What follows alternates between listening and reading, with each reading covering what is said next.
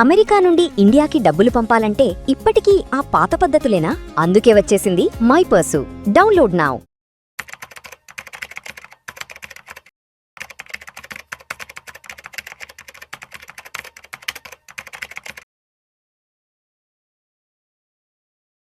ప్రేక్షకులకి మీ రామచంద్రమూర్తి నమస్కారాలు. ఇవాళ ఈ వీడియోలో మనం జూన్ 17 మార్కెట్స్ ఎలా క్లోజ్ అయ్యో చూద్దాం.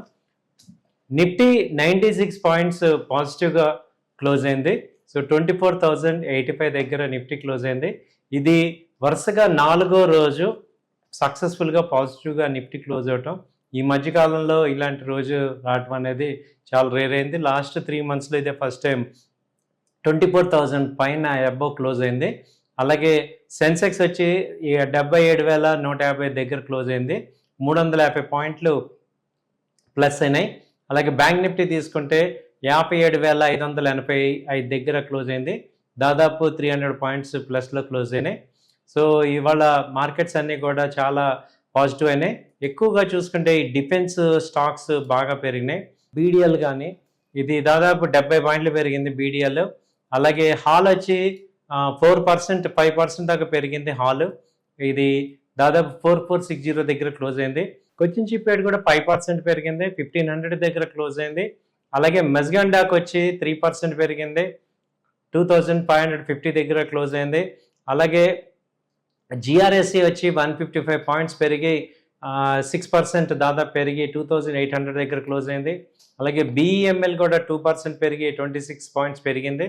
సో మేజర్గా ఈ డిఫెన్స్ స్టాక్స్ అన్నీ కూడా బాగా పెరిగాయి. అలాగే గవర్నమెంట్ డిఫెన్స్ బడ్జెట్ పెంచుతుంది అనటం వల్ల దీనికి పెరిగింది. ఆ తర్వాత చూసుకుంటే బ్యాంకింగ్ స్టాక్స్ బాగా పెరిగినాయి. బ్యాంకింగ్ స్టాక్స్లో కూడా ఈ బ్యాంకింగ్ స్టాక్స్లో మేజర్గా చూసుకుంటే ఈ హెచ్డిఎఫ్సి బ్యాంక్ వచ్చి 2% పెరిగింది. అలాగే ఐసిఐసిఐ బ్యాంక్ 2%, అలాగే SBI, IndusInd bank, Indian bank ఇవి మేజర్గా పెరిగినాయి. అలాగే మన నిఫ్టీ 50 కంపెనీస్ చూసుకుంటే ట్రెంట్ వచ్చి 7% దాకా పెరిగింది, దాదాపు 3100. అలాగే బిఈఎల్ వచ్చి 3% పెరిగింది, హిండాల్కో 2%, అలాగే ఎటర్నల్ 2% పెరిగింది, SBI Life, Titan, Tata Steel, అలాగే HDFC Life, Bharat Airtel, Infy, Coal India ఇవన్నీ కూడా పెరిగినాయి. అలాగే మన సెక్టర్ వైజ్గా చూసుకుంటే మేజర్ సెక్టర్స్ ఇవాళ గ్రోత్ ఉన్నది ఏంటంటే పిఎస్సి బ్యాంక్స్ బాగా గ్రో అయ్యాయి. అలాగే మెటల్ సెక్టర్స్ బాగా పెరిగినాయి. అలాగే డిఫెన్స్ సెక్టర్ బాగా పెరిగింది. తర్వాత నిఫ్టీ స్టాక్స్ బాగా పెరిగాయి. ఐటీ స్టాక్స్ వచ్చి 0.4% పెరిగింది. ఫైనాన్షియల్ సెక్టర్ వచ్చి 0.3% పెరిగింది. అలాగే ఈ మిడ్ క్యాప్ సెక్టర్ వచ్చి 0.5% పెరిగింది. ఇప్పుడు బిఎస్సిలో దాదాపు 150 కంపెనీలు 52 వీక్ హై వచ్చాయి. ఇవాళ 150 కంపెనీస్ దాకా 52 వీక్ హై అంటే చాలా మంచి న్యూస్ ఇది. సో దానిలో మేజర్గా చూసుకుంటే ఏ కంపెనీలన్నీ చూసుకుంటే ఈ Yes Bank, Data Pattern, KEI Industries, Kirloskar Oil, Nuvama Wealth, Polycab, CG Power, Aegis Logistics, Hemadri Speciality, Varun Beverages, JK Bank, Pidilite Industries, అలాగే నెట్ బ్యాబ్, బంధన్ బ్యాంక్ ఇవన్నీ కూడా 52 వీక్ హైలో ఉన్నాయి. ఇంకా స్ట్రాంగ్ పెర్ఫార్మెన్స్ చేస్తున్నాయి. సో ఇదే ఫస్ట్ లెగ్ ఆఫ్ ర్యాలీ అనొచ్చు. మార్కెట్స్ ఎప్పుడైతే ఇరాన్ వారు ఆగిందో ఇవన్నీ కూడా ఆయిల్ రిలేటెడ్ కంపెనీలు అన్నీ కూడా బాగా పెరుగుతున్నాయి. Semi conductor related, IT, artificial intelligence related కంపెనీలు అన్నీ బాగా పెరుగుతున్నాయి. కాబట్టి వీటన్నిటికీ కూడా మంచి గ్రోత్ అనేది కనపడుతుంది. సో అలాగే మనకి రెగ్యులర్ సెక్టర్స్ కూడా మనకి పెర్ఫార్మెన్స్ వస్తున్నాయి.